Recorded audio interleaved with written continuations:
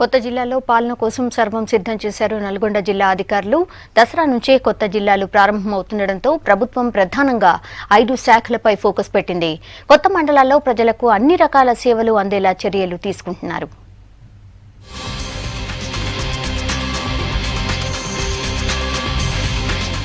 నల్లగొండ జిల్లాలో ఏర్పాటయ్యే కొత్త జిల్లాలు, రెవెన్యూ డివిజన్లు, మండలాల్లో పాలన కోసం అన్ని ఏర్పాట్లు చేస్తున్నారు అధికారులు.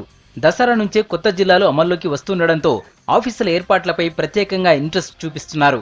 ఇప్పటికే కొన్ని శాఖలకు సంబంధించిన ఆఫీసులపై నిర్ణయానికి వచ్చిన అధికారులు అదే స్పీడ్తో మిగతా శాఖలకు కార్యాలయాలు ఏర్పాటు చేసేందుకు రెడీ అవుతున్నారు.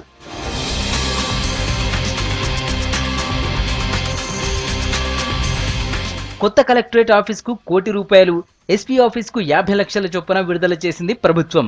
మెయిన్ గా వ్యవసాయం, దాని అనుబంధ శాఖలను విలీనం చేయనున్నారు అధికారులు.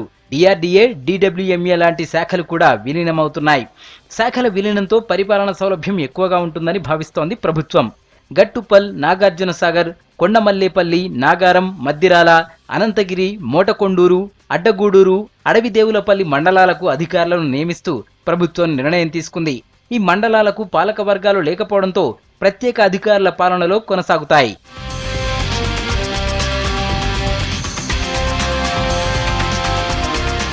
కొత్తగా మండలాలుగా ఏర్పాటవుతున్న అడవిదేవులపల్లి, నాగార్జునసాగర్, మద్దిరాల ప్రాంతాలకు చెందిన వివరాలను సేకరిస్తున్నారు అధికారులు. ఇప్పటి వరకు ఒకే ప్రాంతానికి పరిమితమైన వివిధ శాఖల ఫైళ్లు, రికార్డులను 3 జిల్లాలకు పంపించనున్నారు. అధికారులకు ఆప్షన్ ఇవ్వడంతో స్థానికంగా ఉండేందుకు చాలా మంది ఇష్టపడుతున్నారు. దసరా నుంచే పాలన సాగించేటట్టు ప్రణాళికాబద్ధంగా ఏర్పాట్లు చేస్తున్నారు జిల్లా అధికారులు.